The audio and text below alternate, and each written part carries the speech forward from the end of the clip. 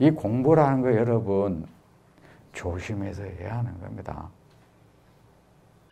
우리가 약을 먹는데 말입니다. 그 약에 단 한 가지 다른 성분만 들어있어도 그거는 문제를 일으켜요.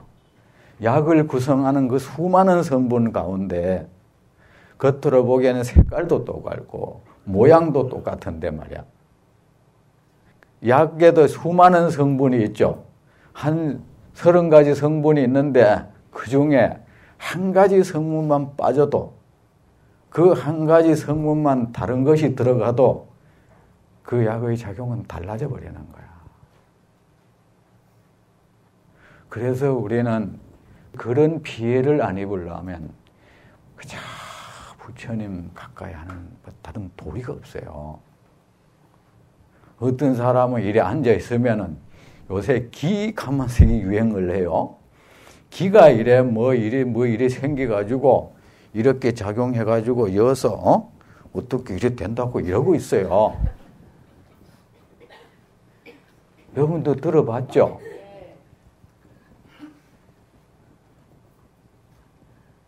큰일이에요, 이거.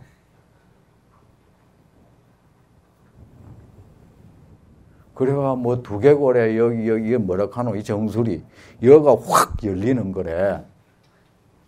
아이. 그러니까 여러분 부디 부처님이 그래서 말 세는 거 어떻게 공부해야 됩니까? 법을 따르고 사람을 따르지 말라. 여기서 법이라는 것은 진리를 따르라는 소리야. 진리라는 것은 우리가 어차피 모르는데 무슨 진리야. 부처님 가르침을 법이라고 하는 거예요. 부처님 열애께서 직접 말씀하신 것을 따르고 나머지 사람들이 제각기 말하는 것은 그거 따르지 마라. 들어보면 전부 그게 옳다 싶어도 따르지 말라고요.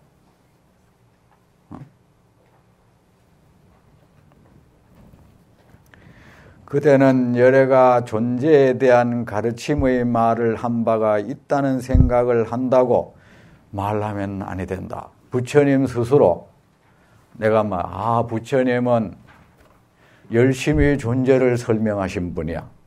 세상 중생들에게 존재를 이해시키는 말씀을 평생을 하셨어. 늘 존재를 설명해서 이런 말을 이렇게 생각하지 말라는 거야. 응? 수보려 그런 생각을 하지 말라. 까닭이 무엇인가? 만약 어떤 사람이 열애가 존재에 대한 가르침의 말을 한 바가 있다고 말을 한다면 열애를 비방하는 것이니 내가 한 말의 뜻을 이해하지 못한 까닭이다. 우리가 설법이라는 말을 진리를 말하다 이래 이해해도 돼요. 왜냐? 부처님 말씀은 아까 그래서 진리가 뭡니까? 정말 그러한 사실이죠. 정말 그러한 사실을 말씀하셨으니까 진리인 겁니다. 부처님께서 말씀하신 존재에 대한 설명은 정말 그러한 것입니다. 여기서 우리가 주의해야 될 것이 있어. 자꾸 부처님 사상이라는 말 하지 마세요. 부처님 사상이라는 것은 여러분 생각 덩어리를 사상이라고 해. 사상은 중생한테 있는 거지 부처님한테 없어. 깨달아버리면 사상은 사라져.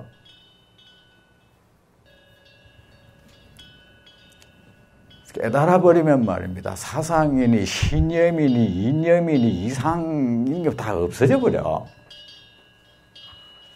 그냥 이 삶이 이 존재가 그대로 눈에 투시되어 버리는데 그게 왜 생기겠어요?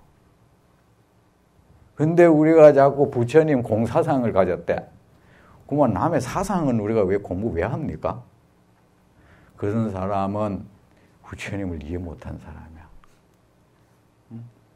사상은 중생이 걷는 거예요. 지혜를 가진 사람은 사상을 갖지 않아. 부처님의 모든 말씀은 뭐야? 사상이 아니야. 그냥 사실이 그러니까 그렇다고 말하는 거예요. 사과가 있다. 저 사과는 붉다. 그게 그 사람 사상입니까? 그 사람 견해입니까? 아니죠. 사실이죠. 부처님의 말씀은 사실에 대한 언급이에요. 자기 생각을 얘기하지 않아서. 나는 이렇게 생각한다는 그렇게 말 안 했잖아, 부처님이. 나는 이렇게 본다. 이런 말씀을 하지 않으셨잖아. 견해라는 것도 중생이 갖는 거예요. 지혜를 얻은 분한테는 견해도 없어져 버려. 우리는 견해에 살죠. 중생은. 견해에 살고 사상에 살고 신념, 이념을 가지고 살아. 그건 전부 저 나름대로 가진 것이에요. 그죠? 그러니까 여러분 그런 말씀 하시면 안 됩니다. 앞으로. 그렇게 부처님을 비방하면 안 된다고. 금강경 사상 이런 말씀 하지 마세요. 화엄경 사상이 이렇다 저렇다. 법화경 사상이 이렇다 저렇다. 부처님의 공사상이 어쩌저렇다. 그런 말씀 하지 마십시오. 우리는 이렇게 끊임없이 부처님을 비난합니다. 계속 부처님을 깎아내립니다. 그런 구업을 이제 더 이상 짓지 마십시오. 내가 한 말의 뜻을 이해하지 못한 까닭이다. 수보리여 존재에 대한 가르침의 말이라고 하지만 내 말을 설법이라고 하지만 사람들은 내가 그 진리를 말했다고 하지만 존재를 설명했다고 하지만 존재의 실체를 밝혔다고 사람들은 나에게 말을 하지만 나는 중생이라는 하나의 존재를 깨우쳤다고 사람들은 말을 하지만 그 몸이 무엇인지 마음이 무엇인지 깨달음이 무엇인지 선이 무엇인지 악이 무엇인지 공덕이 무엇인지 거기에 대해서 말을 했다고 사람들은 말을 하지만 수보리여 내가 그것은 사람이라고 말한 중생이라고 말을 할 수 있는 번뇌라고 말할 수 있는 선이라고 말할 수 있는 남자다, 여자다, 고통이라고 말할 수 있는 그 어떤 존재도 없다. 나는 없는 것을 그렇게 말했다. 왜? 중생이 그 없는 것을 있다고 하면서 없는 것에 도취되어 있으니까 그것을 일단 인정을 해주고 말을 했을 뿐이다. 부처님은 중생이 어떤 생각을 가지면 당장 그거 옳지 못하다 안 합니다. 여러분, 어떤 사람이 아주 비관적인 생각을 가지고 산다고 합시다.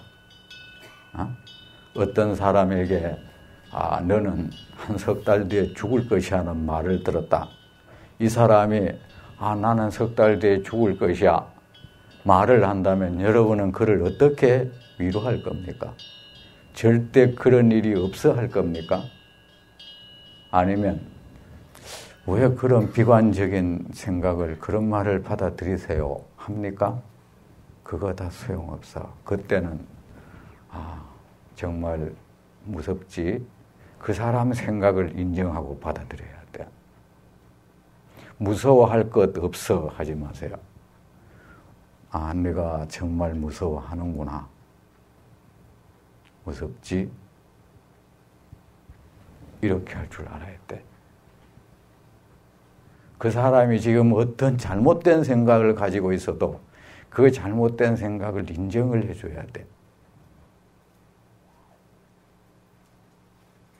어떤 사람이 자기 몸에 없는데 뭔가 자꾸 꼬물꼬물 기어 다닌다고 하자.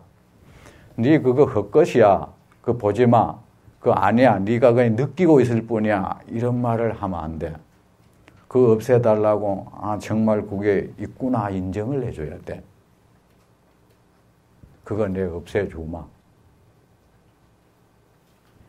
부처님이 번뇌를 말하고 중생을 말하고 부처를 말하고 고통을 말하고 즐거움을 말씀하신 것은 중생이 거기에 갇혀 있으니까, 그냥 그것이 헛것이니까 벗어나라 해서는 안 되니까 그것을 일단 인정해 주신 겁니다.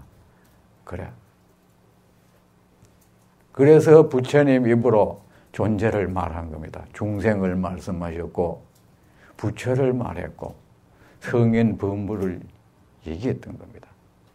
여기서 우리는 고통에 시달리는 사람, 잘못된 생각에 갇힌 사람을 어떻게 깨우칠까? 이 방법이 바로 이 부처님을 통해서 우리는 배워야 하는 겁니다.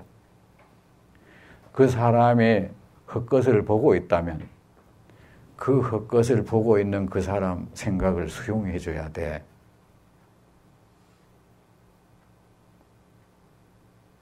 그게 바로 부처님의 방편인 것입니다. 이해가 되십니까? 예. 참 좋죠? 사람이 막 걱정을 한다. 그 걱정할 것 없어 하면 안 돼. 그 걱정하는 마음을 인정하고 받아들여 줘야 돼. 아, 네가 그거 정말 걱정이 되지? 여기에서 시작되는 거예요. 그 걱정할 것 없어. 필요 없어. 이러면 안 돼요. 존재에 대한 가르침의 말이라고 하지만 말을 할 수 있는 존재가 없다. 나한테는 그런 게 없다. 그 없는 존재 속에 중생이 갇혀 있으니까 그 중생을 거기서 구해내기 위해서 그것을 입에 올렸을 뿐이다. 아, 중생이 저 없는 지금 귀신을 보고 저 귀신이 눈앞에 있어요. 저걸 물리치세요. 하니까 나는 귀신을 얘기했고, 부처님이 나는 내 몸이 이렇습니다. 내 마음이 이렇습니다. 그걸 붙들고 자꾸 고통스러워 하니까 부처님이 몸을 말했고 마음을 말했고, 부처님 저는 고통스럽습니다. 이 고통을 없애 주십시오. 이 번뇌를 없애 주십시오. 하니까 내가 고통이라는 것, 번뇌라는 것을 입에 올렸다.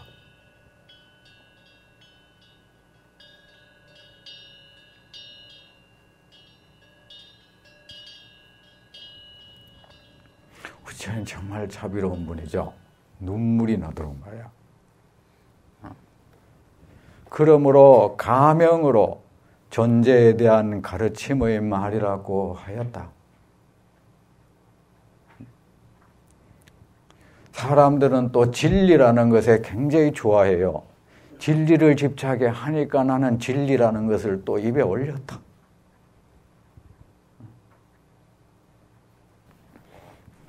그때 지혜를 목숨으로 여기는 수보리가 부처님께 여쭈었습니다. 여러분은 무엇으로 목숨을 여깁니까? 여러분은 목숨으로 여기는 게 무엇입니까? 세존이시여 미래 세상에 이 가르침의 말씀을 듣고 믿음의 마음을 일으키는 중생이 있겠습니까?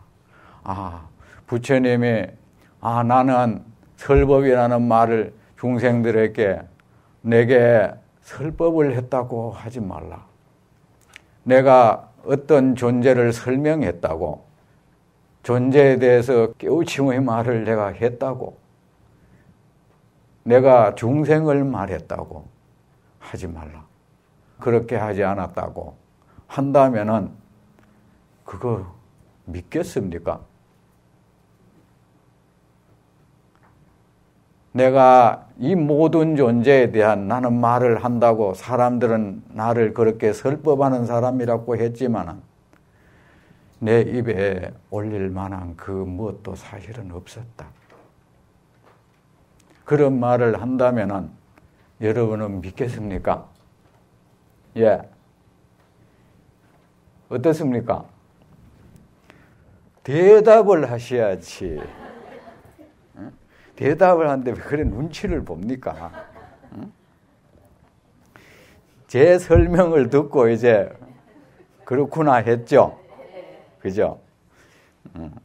세존이시여, 이 미래 세상에 이 가르침의 말씀을 듣고 믿음의 마음을 일으키는 중생이 있겠습니까? 예, 있습니다. 세존이시여. 지금 이 앞에서 이 지혜의 완성을 독송하는 이들은 부처님의 말씀을 믿고 있습니다. 부처님. 부처님께서 말씀하셨습니다. 수보리여, 그들은 중생이 아니며 중생이 아닌 것도 아니다. 중생이 아니면 또 부처란 말인가? 그것도 아니다. 이게 뭡니까?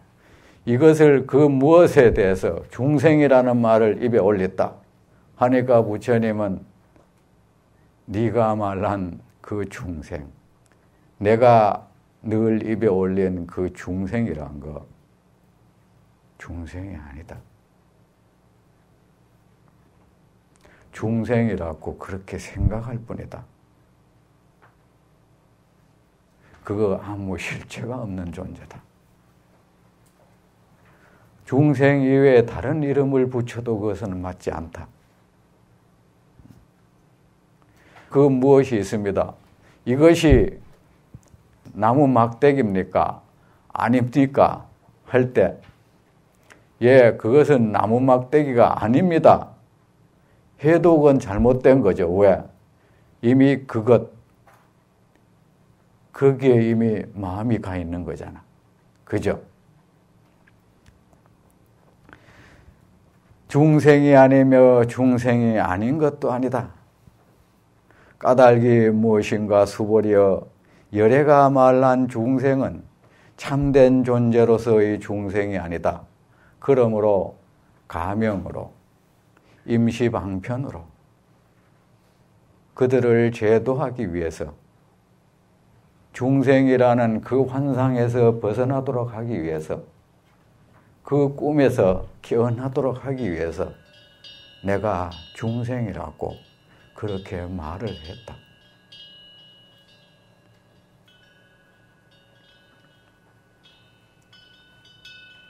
이 중생이 늘 자기 스스로 고통을 말하니까 나는 고통이라는 것을 입에 올렸다. 하지만 그 고통이라는 거 사실 아무 실체가 없는 것 아니냐. 그것도 거짓 이름이다. 적어도 우리에게는 거짓 이름 아니야. 정말이야. 그죠? 이미 하지만은 우리에게 있어서 이 세상의 모든 이름은 실제야. 왜? 그것이 실제라고 우리는 믿고 있으니까. 그런데 부처님이 어떤 것을 입에 올릴 때는 그것을 어떤 명칭을 붙이든 그것은 아닌 겁니다. 왜? 이미 그것의 거짓됨을 알고 계시니까. 그것은 실제로는 없는 것임을 알고 계시니까. 없는 것에 무슨 이름을 붙인들 그건 잘못된 거 아닙니까? 없는 것에 대한 이름을 붙이는 것이 뭐가 옳겠습니까? 무슨 이름이든 잘못된 것이죠. 그래, 여러분, 이제 여러분은 스스로를 중생이라고 여기지 마십시오. 자, 내 몸이란 거, 내 마음이란 거, 이거 아무 실체가 없는 것이다. 이것의 생겨남도, 이것의 사라짐도 거짓 현상이다. 나는 이 세상 모든 것을 만나고 있다. 내가 만나고 있는 것, 그 모든 것 거짓스러운 것이다. 나는 그들의 관계 속에서 희노애락을 일으킨다. 이 희노애락 아무 실체가 없는 것이다. 그렇게 구름처럼 일어났다가 그렇게 덧없이 사라져버리는 것이다. 행복도 불행도 성공도 실패도 이익도 손해도 칭찬도 비방도 모두가 환영 같은 현상이다.